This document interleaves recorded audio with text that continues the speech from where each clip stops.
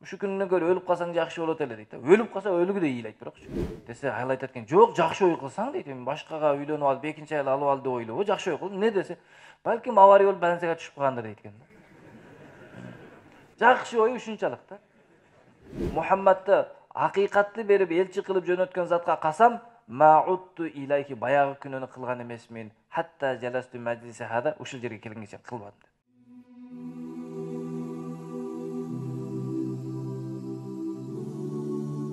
Qissatu Umar radhiyallahu anhu ma'a shaykhin kabirin.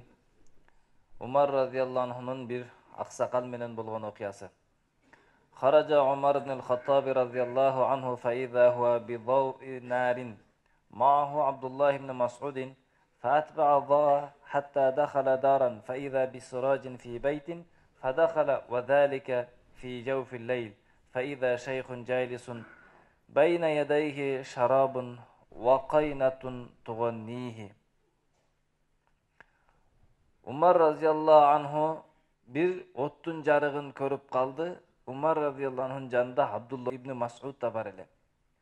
Ökөөsü bayağı jarıkты артынан erçip barganda bir үйгө кирип кетти. Бул болсо түндүн ичинде болгон окуя эле. Андан ал от bir үйгө кирип кетти, артынан кирип барды. Кирип барса, bir аксакал отуруптур. Алдында ичимдиктер бар, шараптар бар. Жана ырчы күң аялдар бар ошол заманда, ошолор ырдап берип жатыптыр. Фалам яшур хатта хажам алейхи Умар. Ал адам билбей калды Умар радıyallahu anh кирип барганга чейин. Umar radıyallahu anh'a kirip barıp aytты, "Men көргөн жокмун бүгүн ушундай bir жаман абалды, картайган, өлүмү жакындап калган адам ушундай жаман көрүнүштө отурганын" дейт. Баягы адам башын көтөрүп айтты, "Бала я амирал муминин, о момундардын башчысы, ма саната анта акбах. Сиз жасаган иш мен жасаган ишимден да жаман" деп айтты. Таjassasta, бирөөдүн айыбын издедиң. Вакад нухи анит таjassус. Бирөөдүн айыбын издегенден тыйылган эле. Вадахалта би гайри изнин. Уруксатсыз кирдиңиз. Уруксатсыз кирсе болбойт эле, андан да тыйылган эле. Бул окуяны карай турган болсок, эмне кылды? Картайган ак сакал bir үйгө кирип алып, шарап ичип, жана ошол жерде ыр күүгө батып отурган экен. Бул чоң күнөө. Бирок жаштардан болсо дагы чоң күнөө, ак сакалга өтө жарашпаган иште. Умар радıyallahu anh катуу ачуусу келип, кирип барып айтты, "Мындай жаман көрүнүштү мен көргөн жокмун" деди. Аябай жаман көрүнүш деп айтты. Бирок баягы ак сакал эмне деп айтты? Туура жаман көрүнүш. Бирок мындан дагы жаман көрүнүш сиздин кылган ишиңиз деди. Эмне үчүн? Себеби бул адам bir катар кылды. Аллах менен өзүнүн ортосундагы күнөө. Арам ичимдикти ичип жатат. Же болбосо жанагындай туура эмес маанидеги шаң шөкөткө бөлөнүп алган. Биз сөзүндө бүгүн ошондой не деп айтат? Түнкү клуб дейби? Ичип жеп, кыйкырып бийлеген ушул жер. Ошондой кылып алган экен да. Ошол үчүн урматтуу бөө туугандар, бир нерсеге көңүл бурмакчыбыз бул жерден. Bir адамдын bir күнөө кылып жаткандыгы ал Алла менен пенденин ортосундагы күнөө. Канча чоң күнөө болсо да ал күнөө. Бирок аны ачыш андан жаманыраак күнөө да. Эмне үчүн? Себеби bir адамдын айыбын ачып кое турган болсо, bir адамдын айыбын артынан түшө турган болсо, эмне болот? Бул адам Аллах Таала тыюу салган bir канча өкүмдү бузат да. Ошол bir канча өкүмдү бузганда, бул күнөө барго Алла менен пенденин ортосунда эмес, пенденин ортосундагы пенде күнөө болуп калат да. Allah сактасын, ичимдик ичип жана башка арам иш кылса Аллах кечирип коет. Бирок бирөөдүн акысына кирип кетсеңиз, ал кечирбесе сизди Аллах кечирбейт. Андан да жаман күнөө болуп калат да. Мунун тобосу андан да кыйын болуп калат да. Ошондон эмне кылды? Умар радıyallahu anh кечирим сурады. Өзү эреже бар да. Адам биринчи башкалар туурасында жаман ой кылбаш керек. Жаман ой кылган адам, жаман ой кылгандан тыюу салды. Жаман ой кылгандан кийин бирөөдүн айыбын издегенден тыюу салды. Анан ошону сүйлөгөндөн тыюу салды Аллах Таала.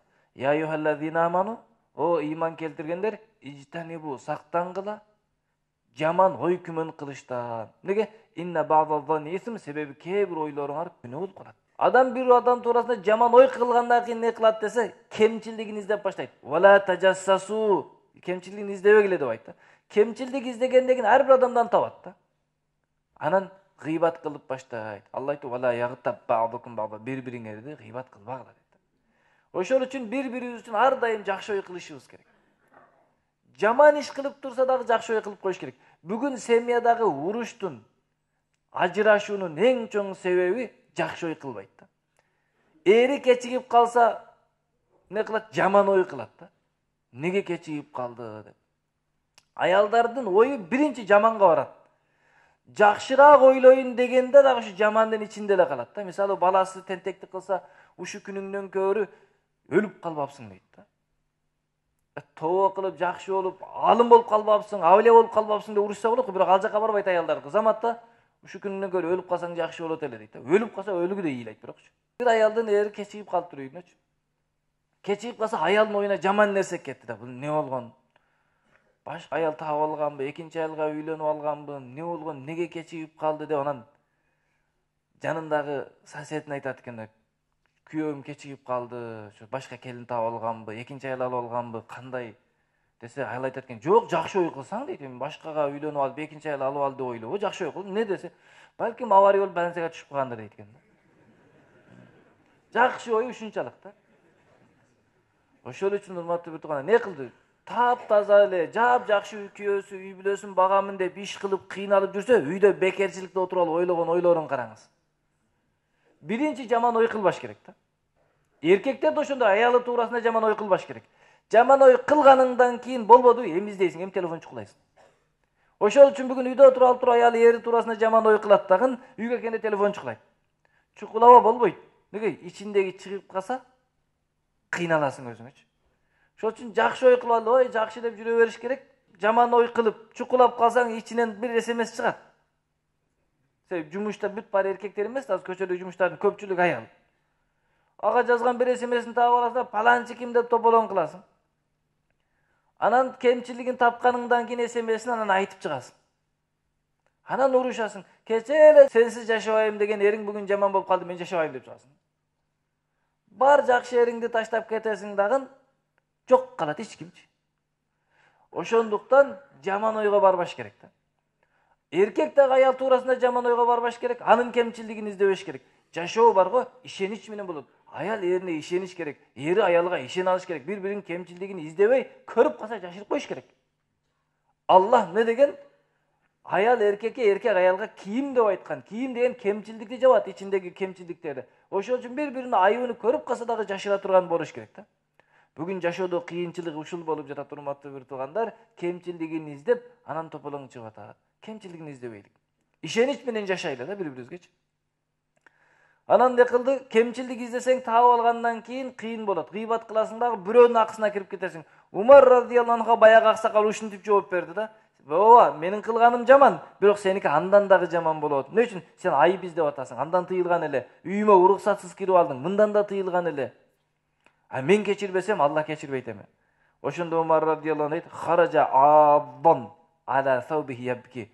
Кийимини тиштеп алып, ыйлап чыгып кетти да. Сакалат Умара уммуху. Умардын энеси ыйласын Умарга, эгер Роббиси кечирбесе. Бүгүн адамдардын күнөөсүн издөө менен алек өткөрүп атпайбы? Ана мындай кылат экен, бул түкүндөй кылат экен. Өзү менен иши жокта канча күнөө кылып салдың сен өзүң? Андан көп күнөө кылып салдың да. Ошондо эмне кылды? Бул адам Аллахтан жашырып күнөө кылып жатат эле. Эми мен көрүп алдым, мындан бул жага бул адам эми ачыкка чыгып күнөөсүн кыла береби деп кетип калат. Ушунда Умар радыйаллаху кайтып кеткенден кийин баягы адам Умар радыйаллаху маҗлисине келбей калат. Ал убакта Умар радыйаллаху халифа болчу. Келбей калат. Бир канча убакыттан кийин баягы адам келет дагы, "Каджаа шибхал мустагфи", жашынган адам сыяктуу келет дагы, "Хатта жаласа фи ухраятин нас", адамдардын акырына отурат. Себеби баягы ишти кылып койду, Умар радыйаллаху көрбөдү деп. Фараху Умар радыйаллаху акырына келип отурганын көрүп калды дагы айтты: "Алая бихада шейх". О, аксакал бияка келди. Коркуп кетет. Ох, азыр мына элдин алдында эми баягы түндөгүн эми бүгүн айтат бул депчи.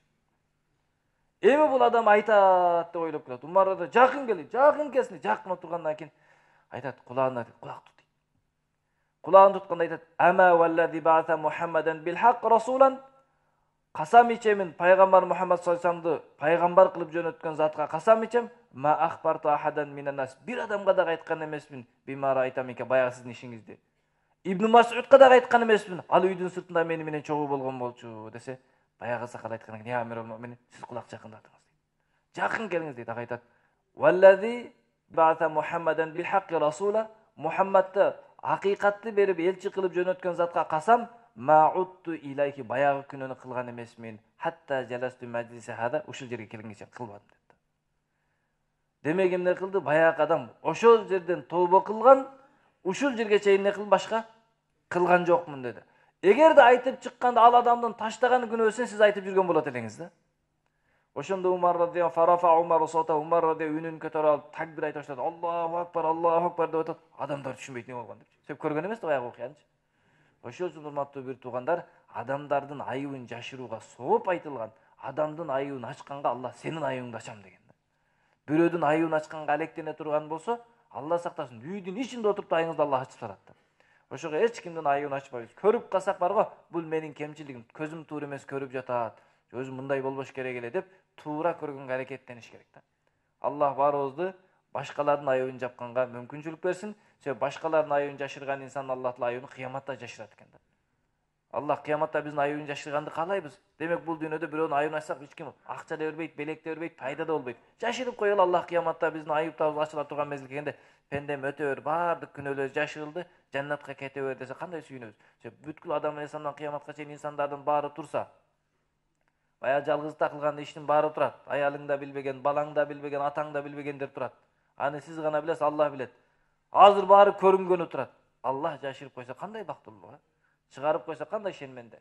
Ошол үчүн урматтуу бир туугандар, адамдардын айыбын жашыруу менен алектенелик, ачуу менен эмес да. Кемчилдик издөө эмес, жакшылык издейлик. Аллах баарыбызга амал кылганга мүмкүнчүлүк берсин.